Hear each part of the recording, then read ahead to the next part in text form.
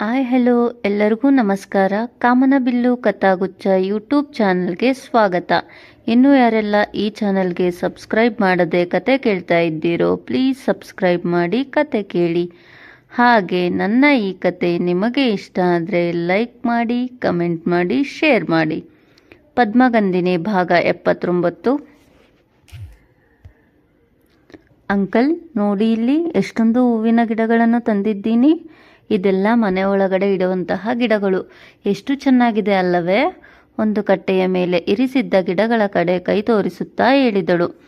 ಪುಟ, ಇಷ್ಟೊಂದು ಹೂವಿನ ಗಿಡಗಳನ್ನು ತಂದಿದ್ದೀಯಾ? ಇದಕ್ಕೆಲ್ಲ ದುಡ್ಡು ಎಲ್ಲಿತ್ತು ಎಂದರು ದತ್ತಾತ್ರೇಯ ಅವರು. ಅಂಕಲ್, ದುಡ್ಡಿನ ಬಗ್ಗೆ ಕೇಳಬಾರದು, ನನ್ನ ಬಳಿ ಇತ್ತು, ಅದಕ್ಕೆ ತೆಗೆದುಕೊಂಡು ಬಂದೆ. ಈ ಪಾಟ್ ನೋಡಿ ಎಷ್ಟು ಚೆನ್ನಾಗಿದೆ ಎಂದಳು ಅದೇ ಖುಷಿಯಲ್ಲಿ. ಅಂಕಲ್, ಈ ಗಿಡಗಳನ್ನು ತೆಗೆದುಕೊಳ್ಳುವುದಕ್ಕೆ ಇಡೀ ಊರನ್ನೇ ಸುತ್ತಿಸಿದ್ದಾಳೆ ಗೊತ್ತಾ? ನನಗೆ ಆಗಲ್ಲ ಎಂದರೂ ಬಿಡದೆ ಸುತ್ತಿಸಿ ಈ ಗಿಡಗಳನ್ನು ತಂದಿದ್ದಾಳೆ ಎಂದು ಬೇಸರದಲ್ಲಿಯೇ ಹೇಳಿದಳು ಮಂಗಳ. ಅಂಕಲ್, ಇವಳಿಗೆ ಶೋ ಹೂವಿನ ಗಿಡಗಳ ಬಗ್ಗೆ ಏನೂ ಗೊತ್ತೇ ಇಲ್ಲ, ಅದಕ್ಕೆ ಹೀಗೆ ಮಾತನಾಡುತ್ತಾಳೆ. ಮತ್ತೆ ಈ ರೀತಿಯ ಸ್ಪೆಷಲ್ ಹೂವಿನ ಗಿಡಗಳನ್ನು ಹುಡುಕುವುದು ಎಂದರೆ ಸುಮ್ಮನೆನಾ ಎಂದಳು. ಆಗಲ್ಲ ಪುಟ್ಟ, ಈಗ ಈ ಹೂವಿನ ಗಿಡಗಳ ಅವಶ್ಯಕತೆ ಏನಿತ್ತು ಎಂದರೆ, ಅಂಕಲ್, ನೀವು ಮೊದಲೇ ಪರಿಸರ ಪ್ರೇಮಿ, ಅಲ್ಲದೆ ಮನೆ ಎಷ್ಟು ಚೆನ್ನಾಗಿದೆ, ಅದರ ಒಳಗಡೆ ಇಷ್ಟಾದರೂ ಗಿಡಗಳು ಇರುವುದು ಬೇಡವಾ? ಇವೆಲ್ಲ ಒಳಗೆ ಇರುವಂತಹ ಗಿಡಗಳು, ಅದಕ್ಕೆ ನಾನು ನಿಮಗೆ ಗಿಫ್ಟ್ ಆಗಿ ತಂದಿರುವುದು ಎಂದಳು. ನೀನು ನನಗೆ ಗಿಫ್ಟ್ ಕೊಡುತ್ತಿದ್ದೀಯ ಪುಟ್ಟ ಎಂದರು. ಹೌದು ಅಂಕಲ್, ಬನ್ನಿ ನಿಮಗೆ ಇವುಗಳ ಪರಿಚಯ ಮಾಡಿಸುತ್ತೇನೆ ಎಂದು ದತ್ತಾತ್ರೇಯ ಅವರು ಕೈ ಹಿಡಿದು ಪಾಟ್ಗಳು ಇರುವ ಬಳಿಗೆ ಕರೆದುಕೊಂಡು ಹೋದವಳು. ಅಂಕಲ್, ಇದು ನೋಡಿ, ಮಾತ್ ಆರ್ಕಿಡ್ ಅಂತ. ಇದು ಯಾವಾಗಲೂ ಫ್ರೆಶ್ ಆಗಿರುತ್ತದೆ, ಇದಕ್ಕೆ ಬೆಳಕು ಹೊಂದಿದ್ದರೆ ಸಾಕು. ಇದು ನೋಡಿ, ಪೀಸ್ ಲಿಲ್ಲಿ ಹೂವು, ಇದು ಯಾವಾಗಲೂ ಏರ್ ಫ್ರೆಶ್ ಮಾಡುತ್ತದೆ. ಆಮೇಲೆ ಇದು ನೋಡಿ, ಕ್ರಿಸ್ಮಸ್ ಕ್ಯಾಕ್ಟಸ್, ಇದು ಡಿಸೆಂಬರ್ ತಿಂಗಳಿನಲ್ಲಿ ಅಷ್ಟೇ ಹೂ ಬಿಡುವುದು.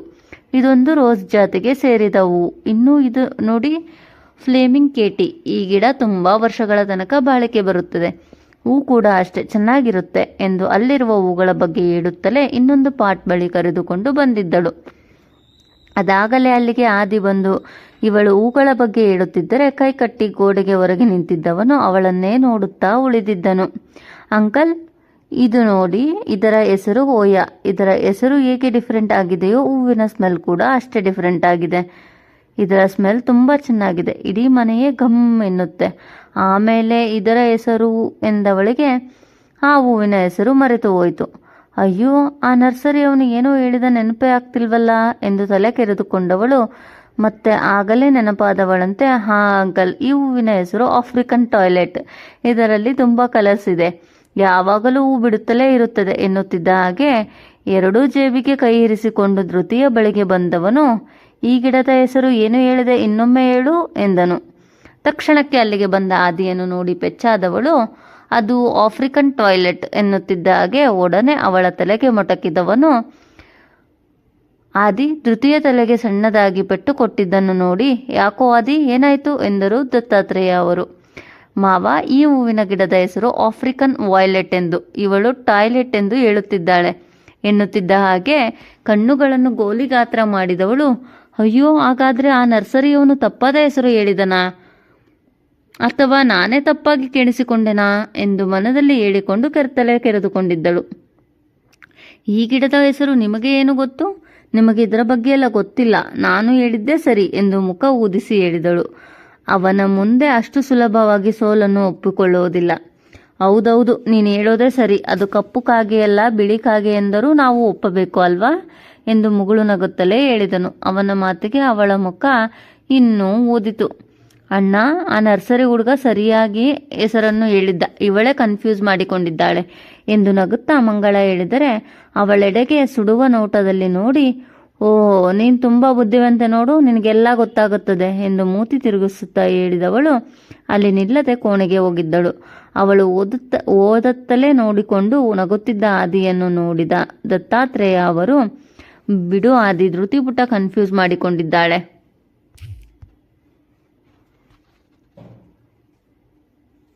ನನಗಂತೂ ಅವಳು ತಂದಿರುವ ಈ ಎಲ್ಲ ಗಿಡಗಳು ತುಂಬ ಇಷ್ಟವಾಯಿತು.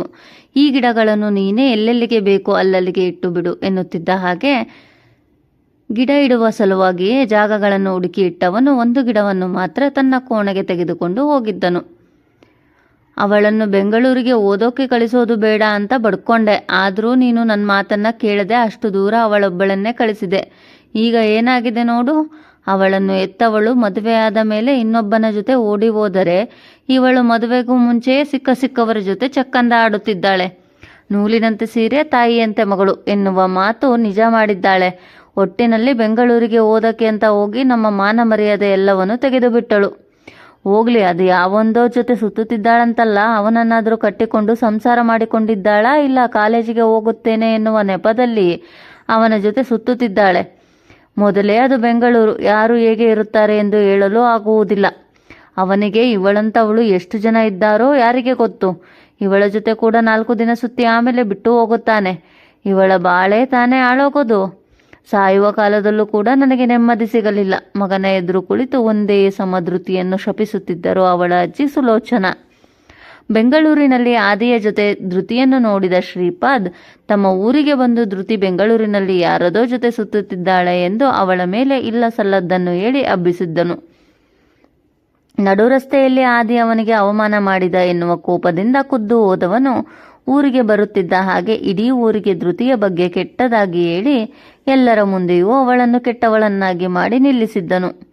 ತಪ್ಪೇ ಮಾಡದಿರುವ ಒಂದು ಹೆಣ್ಣು ಇಂದು ಬೇರೆಯವರ ಬಾಯಿಗೆ ಆಹಾರವಾಗಿ ಎಲ್ಲರ ಎದುರಿಗೆ ತಪ್ಪಿತಸ್ಥಳಾಗಿ ನಿಂತಿದ್ದಳು. ಅಮ್ಮ, ಶ್ರೀಪಾದ್ ಹೇಳಿದ ಎಂದು ಅವನ ಹೇಳಿದ ಮಾತನ್ನು ಇಂದೂ ಮುಂದೆ ಯೋಚಿಸದೆ ನಂಬುತ್ತಿದ್ದೀಯಲ್ಲ. ನಮ್ಮ ಧೃತಿ ಅಂತವಳಲ್ಲ, ಸುಮ್ಮನಿರು ಎಂದರು ವಿರೂಪಾಕ್ಷ. ನೀನು ಮಗಳನ್ನು ವಹಿಸಿಕೊಂಡು ಮಾತನಾಡಬೇಡ. ಇಲ್ಲಿ ನಾವೆಲ್ಲ ಇದ್ದೀವಿ. ಅವಳಿಷ್ಟದ ಹಾಗೆ ಆಡಲು ಆಗುವುದಿಲ್ಲ ಎಂದೇ ದೂರದ ಊರಿಗೆ ಹೋಗಿರುವುದು ಅವಳು. ಅವನು ಯಾಕೆ ಅವಳ ಮೇಲೆ ಸುಮ್ಮನೆ ಅಪಾದನೆ ಮಾಡುತ್ತಾನೆ ಹೇಳು. ಧೃತಿ ಇವನು ಜೊತೆ ಯಾಕೆ ಸುತ್ತುತ್ತಿದೆಯಾ ಎಂದು ಕೇಳಿದ್ದಕ್ಕೆ ಅವಳ ಜೊತೆ ಇದ್ದವನು ಈ ಹುಡುಗನಿಗೆ ಸಾಯುವ ಹಾಗೆ ಹೊಡೆದು ಕಳಿಸಿದ್ದಾನೆ. ಇದು ಅಮಾಯಕ ಮುಂಡೆದು ಒಡೆಸಿಕೊಂಡು ಸುಮ್ಮನೆ ಬಂದಿದೆ ಎಂದರು ಮತ್ತೊಮ್ಮೆ.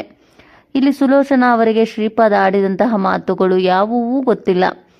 ಅವರಿಗೆ ತಮ್ಮ ಮೊಮ್ಮಗಳು ತಪ್ಪು ಮಾಡಿದ್ದಾಳೆ ಇಲ್ಲವೋ ಎಂದು ಪರಾಮರ್ಶಿಸುವ ವ್ಯವಧಾನವೂ ಕೂಡ ಇಲ್ಲ. ಸರ್, ಚಿಟ್ಟಿಯ ಫ್ಯಾಮಿಲಿ ಬಂದಿದ್ದಾರೆ ಎಂದು ಆದಿಯ ಚೇಂಬರ್ಗೆ ಬಂದು ಹೇಳಿದರು ಎಸ್ಐ ಪ್ರತಾಪ್. ಹೌದಾ, ಅವರನ್ನು ಚಿಟ್ಟಿಯ ಬಳಿ ಕರೆದುಕೊಂಡು ಹೋಗಿಬಿಡಿ, ನಾನು ಈಗಲೇ ಬರುತ್ತೇನೆ ಎಂದನು ಆದಿ. ಆದಿ ಹೇಳಿದಂತೆ ಚಿಟ್ಟಿಯ ಸೆಲ್ ಬಳಿ ಅವನ ಫ್ಯಾಮಿಲಿಯನ್ನು ಕರೆದುಕೊಂಡು ಹೋಗಿ ಬಿಟ್ಟಿದ್ದರು. ಜೈಲಿಗೆ ತನ್ನನ್ನು ನೋಡಲು ಬಂದಿರುವಂತಹ ಅಪ್ಪ ಅಮ್ಮ ಹೆಂಡತಿಯನ್ನು ನೋಡಿ ಆಶ್ಚರ್ಯವಾಯಿತು. ಅಪ್ಪ ಅಮ್ಮ, ನೀವು ಯಾಕೆ ಇಲ್ಲಿಗೆ ಬಂದ್ರಿ? ನಿಮ್ಮನ್ನು ಯಾರು ಇಲ್ಲಿಗೆ ಕರೆದುಕೊಂಡು ಬಂದು ಬಿಟ್ಟಿದ್ದು? ನಾನು ಏನೂ ತಪ್ಪು ಮಾಡಿಲ್ಲ ಅಪ್ಪ. ನನ್ನ ಮೇಲೆ ಈ ಪೊಲೀಸ್ನವರು ಸುಳ್ಳು ಆಪಾದನೆ ಮಾಡಿ ತಂದು ಒಳಗೆ ಹಾಕಿದ್ದಾರೆ. ಆದಷ್ಟು ಬೇಗ ಹೊರಗೆ ಬರುತ್ತೇನೆ, ನೀವೇನೂ ಯೋಚನೆ ಮಾಡಬೇಡಿ. ಅಲ್ಲಿ ತನ್ನ ತಂದೆ ತಾಯಿ ಹೆಂಡತಿಯನ್ನು ನೋಡಿದ ಚಿಟ್ಟಿಗೆ ಆಘಾತವಾದಂತಾಯಿತು. ತಾನು ಸೆರೆಮನೆಯಲ್ಲಿ ಇರುವುದನ್ನು ನೋಡಿದರೆ ಅವರು ನೊಂದುಕೊಳ್ಳುತ್ತಾರೆ ಎನ್ನುವ ಆಲೋಚನೆ ಅವನದು. ನಿನ್ನಂಥ ಮಗನಿಗೆ ಜನ್ಮ ನೀಡಿದ ಮೇಲೆ ಇಂತಹ ಜಾಗಕ್ಕೆ ಬರಲೇಬೇಕು, ಇನ್ನೊಂದು ಜಾಗಕ್ಕೂ ಹೋಗಬೇಕು. ಮಕ್ಕಳು ವಯಸ್ಸಾದ ತಂದೆ ತಾಯಿಯಂದಿರನ್ನು ವಿಮಾನದ ಮೂಲಕ ವಿದೇಶಕ್ಕೆ ಕರೆದುಕೊಂಡು ಹೋಗುವುದನ್ನು ನೋಡಿದ್ದೇನೆ. ಆದರೆ ನನ್ನ ಮಗ ನನ್ನನ್ನು ಎಂತಹ ಜಾಗಕ್ಕೆ ಕರೆದುಕೊಂಡು ಬಂದಿದ್ದಾನೆ ನೋಡು ಎಂದು ಅವನ ತಂದೆ ನೊಂದು ಹೇಳಿದರು. ಈ ಮಾತನ್ನು ಕೇಳಿದ ಚಿಟ್ಟಿಗೆ ಯಾರೋ ಈಟಿಯಿಂದ ಒಡಲಿಗೆ ಇರಿದಂತಾಗಿತ್ತು. ಹಾಗೆಲ್ಲ ಮಾತನಾಡಬೇಡಿ ಅಪ್ಪ, ನಾನೇನು ತಪ್ಪು ಮಾಡಿಲ್ಲ ಎನ್ನುತ್ತಿದ್ದ ಹಾಗೆ, ಮುಚ್ಚು ಬಾಯಿ, ನೀನೇನು ತಪ್ಪು ಮಾಡಿದ್ದೀಯಾ ಎಂದು ಈಗಾಗಲೇ ನಮಗೆ ತಿಳಿದಿದೆ. ನಮಗೆ ನೀನು ತಿಂಗಳು ಎಷ್ಟೊಂದು ಹಣ ತಂದು ಕೊಡುತ್ತಿದ್ದಾಗ ಯಾವ ಕೆಲಸ ಎಂದರೆ ಒಳ್ಳೆಯ ಕೆಲಸ ಎಂದು ಹೇಳುತ್ತಿದ್ದೆ. ಆದರೆ ಇಂಥದ್ದೇ ಕೆಲಸ ಎಂದು ಹೇಳದೆ ನಮ್ಮಿಂದ ಎಲ್ಲವನ್ನು ಮುಚ್ಚಿಟ್ಟು ಇಂತಹ ನೀಚ ಕೆಲಸ ಮಾಡಿದ್ದೀಯಾ. ನೀನು ಹೀಗಾಗುತ್ತೀಯ ಎಂದು ತಿಳಿದಿದ್ದರೆ ನನ್ನ ಒಡಲಿನಲ್ಲಿ ಇರುವಾಗಲೇ ನಿನ್ನನ್ನು ಸಾಯಿಸುತ್ತಿದ್ದೆ. ನಿನ್ನಂಥ ಮಗ ಇರುವುದಕ್ಕಿಂತ ನಾನು ಬಂಜೆಯಾಗಿದ್ದರೆ ಎಷ್ಟೋ ಚೆನ್ನಾಗಿರುತ್ತಿತ್ತು ಎಂದು ಮಾತನಾಡುತ್ತಿದ್ದ ಆ ತಾಯಿಯ ದುಃಖ ಹೇಳತಿರದು. ಅಮ್ಮ, ನೀನಾದರೂ ಅರ್ಥ ಮಾಡಿಕೊ ಎನ್ನುತ್ತಿದ್ದ ಹಾಗೆ ಅವನು ಮಾತನಾಡದಂತೆ ತಡೆದವರು, ನೀನು ಯಾವತ್ತು ಪೊಲೀಸಿನವರ ಮನೆಗೆ ಅತಿಥಿಯಾದೆಯೋ ಆಗಲೇ ನಿನ್ನ ಸಂಬಂಧ ಮುಗಿಯಿತು. ಇನ್ನೊಮ್ಮೆ ನನ್ನನ್ನು ಅಮ್ಮ ಎಂದು ಕರೆಯಬೇಡ. ಇದ್ದೊಬ್ಬ ಮಗ ನಮ್ಮ ಪಾಲಿಗೆ ಸತ್ತು ಹೋದ ಎಂದು ಹೇಳಿದ ತಾಯಿಯ ಮಾತು ಕೇಳಿದವನು ಹೆಂಡತಿಯ ಕಡೆಗೆ ತಿರುಗಿ, ಕಾಂತು, ನೀನಾದರೂ ನನ್ನ ಮಾತು ನಂಬು ಎಂದನು. ಅವನನ್ನು ನೋಡಿ ಮುಖ ತಿರುಗಿಸಿದ ಅವನ ಹೆಂಡತಿ ಕಾಂತಿನಿ, ನಿಮಗೆ ಕೆಲಸ ಇಲ್ಲ ಎಂದಿದ್ದರೂ ನಾನೇ ದುಡಿದು ನಿಮ್ಮನ್ನು ಸಾಕುತ್ತಿದ್ದೆ. ಆದರೆ ಇಷ್ಟು ದಿನ ನಿಮ್ಮ ಅನ್ಯಾಯದ ಹಣದಲ್ಲಿ ನಾವು ಬದುಕುತ್ತಿದ್ದೇವೆ ಎನ್ನುವುದನ್ನು ನೆನೆದು ನನಗೆ ಅಸಹ್ಯವಾಗುತ್ತಿದೆ. ಇವತ್ತಿಗೆ ಗಂಡ ಹೆಂಡತಿ ಸಂಬಂಧ ಮುಗಿಯಿತು. ನೀವು ಬಿಡುಗಡೆಯಾಗಿ ಬಂದರೂ ಸಹ ಇನ್ನೆಂದು ನಮ್ಮ ಮುಖ ನೋಡುವ ಪ್ರಯತ್ನ ಮಾಡಬೇಡಿ. ಮರ್ಯಾದೆಗೆ ಅಂಜಿ ಬದುಕುವ ಜನ ನಾವು. ಅಂತಹ ಮರ್ಯಾದೆಯನ್ನು ಈಗಾಗಲೇ 3 ಕಾಸಿಗೆ ಹರಾಜಾಕಿ ಬಿಟ್ಟಿದ್ದೀರಾ. ನೀವು ಬೇಡ, ನಿಮ್ಮ ಅನ್ಯಾಯದ ಹಣವೂ ಬೇಡ. ನನ್ನ ಮಗಳು, ಅತ್ತೆ ಮಾವ ಎಲ್ಲರನ್ನು ಸಾಕುವ ಶಕ್ತಿ ನನ್ನಲ್ಲಿ ಇದೆ ಎಂದಿದ್ದಳು.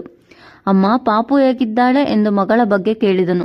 ನಿನ್ನ ಮಗಳಾಗಿ ಹುಟ್ಟಿದ ಕರ್ಮಕ್ಕೆ ಆ ಮಗು ಈ ಸಮಾಜದಲ್ಲಿ ಇನ್ನೂ ಏನೇನು ಅನುಭವಿಸಬೇಕೋ ಗೊತ್ತಿಲ್ಲ.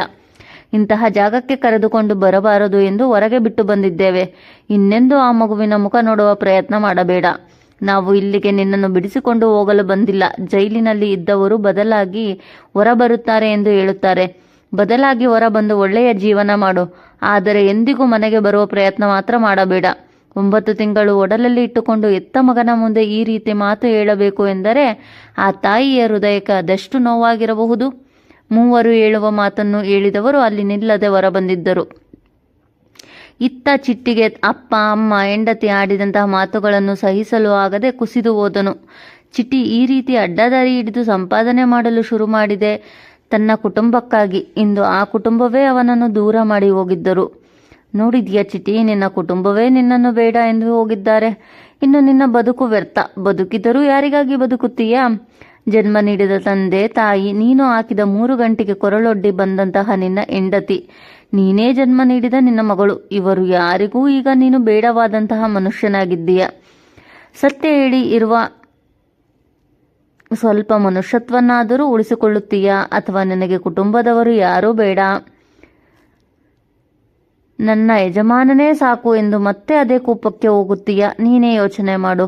ಅವರ ಕುಟುಂಬದವರು ಆಡಿದ ಮಾತುಗಳನ್ನು ಅಲ್ಲಿ ಕೇಳುತ್ತಾ ನಿಂತಿದ್ದವನು ಅವರು ಹೊರ ಹೋಗುತ್ತಿದ್ದ ಹಾಗೆ ಚಿಟ್ಟಿಯ ಬಳಿ ಬಂದು ಈ ರೀತಿ ಮಾತನಾಡಿ ಹೋಗಿದ್ದನು ಆದಿ. ಧನ್ಯವಾದಗಳು. ಮುಂದುವರಿಯುವುದು.